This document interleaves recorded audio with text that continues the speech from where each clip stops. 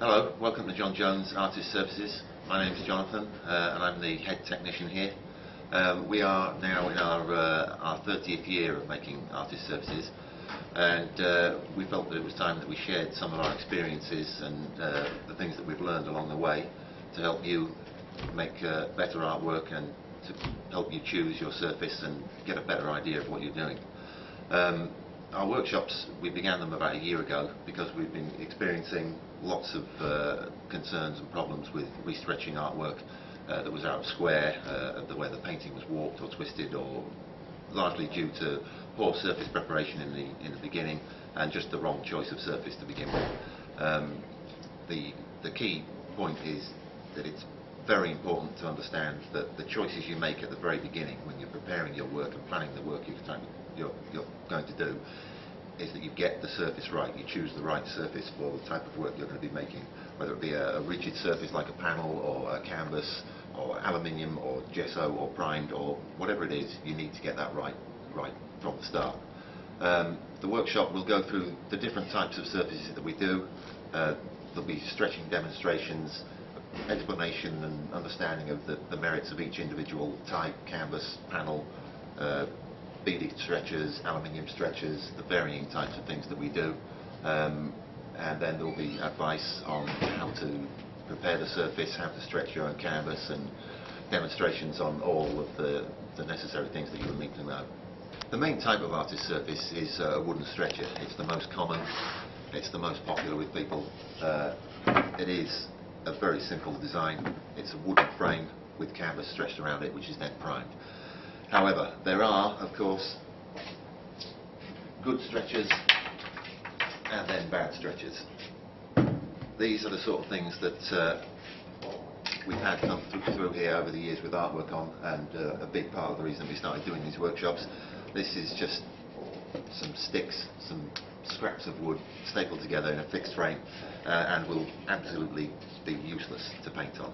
It will not hold its shape and remain square. The wood itself is feeble and will twist. The corners are no good.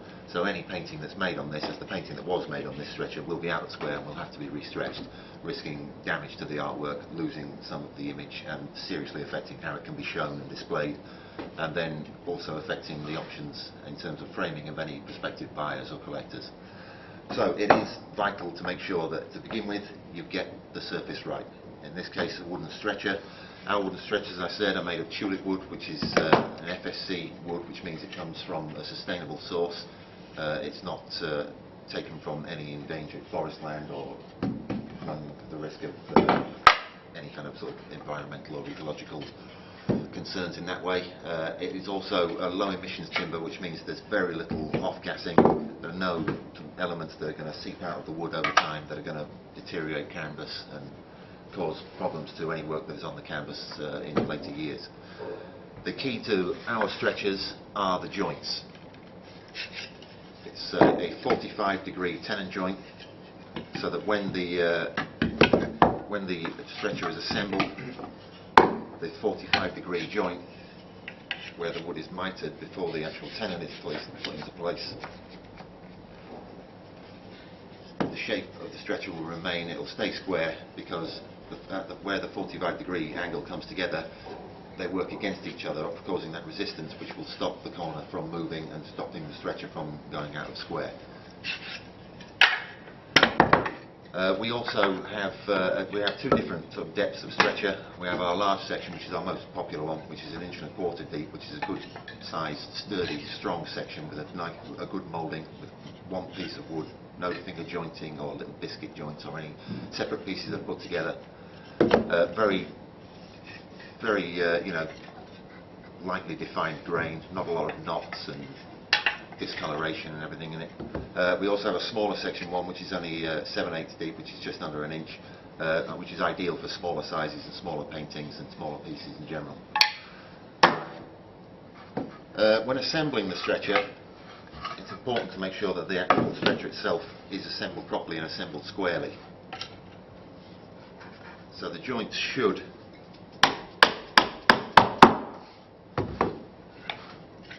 fit nice and tightly.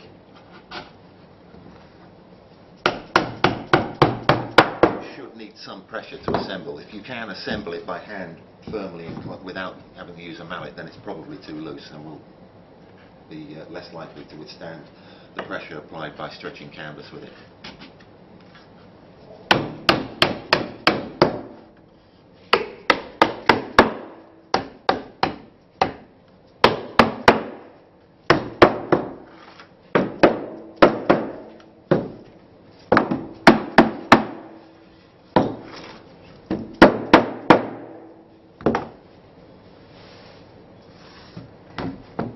Properly stretched, assembled, the stretcher should be more or less square in the first place. To make sure that it is square, it simply needs to be measured diagonally from corner to corner. If it's not square, it should slightly out.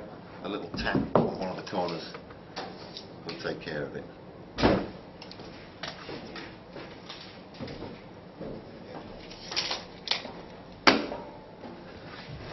So, with the stretcher assembled and square, it's then just a matter of selecting the right material to stretch on it.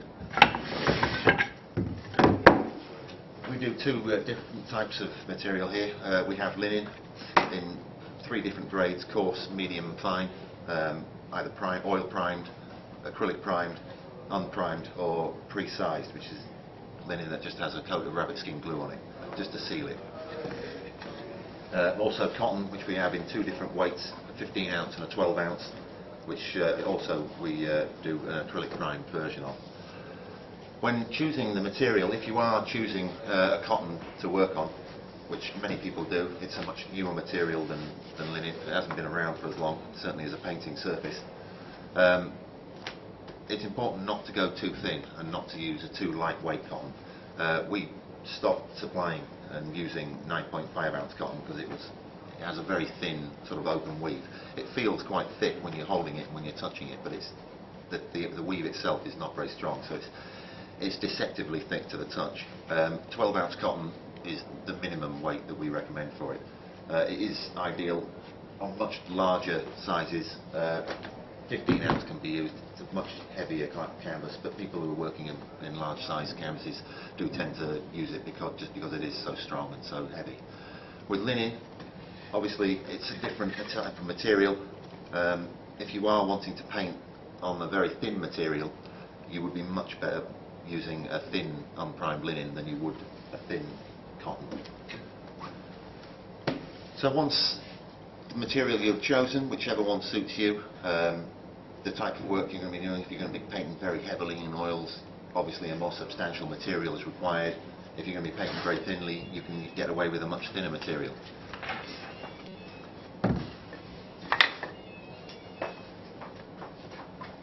The canvas then of course needs to be stretched. So with the stretcher square,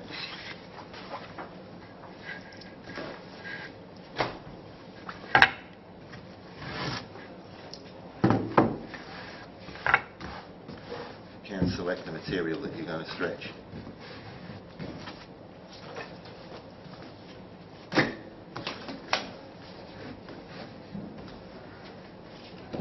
The best thing to do when stretching is you need to not have too much canvas going around the side, because if you have too much, it's very difficult to control how you're going to stretch it and control how the actual surface is going to end up.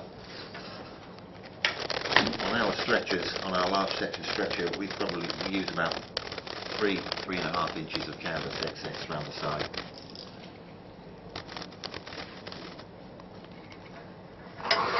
When cutting the canvas, it's important to use a very sharp blade, especially if it's unprimed canvas, so that you do get a clean cut and the threads don't start to unravel.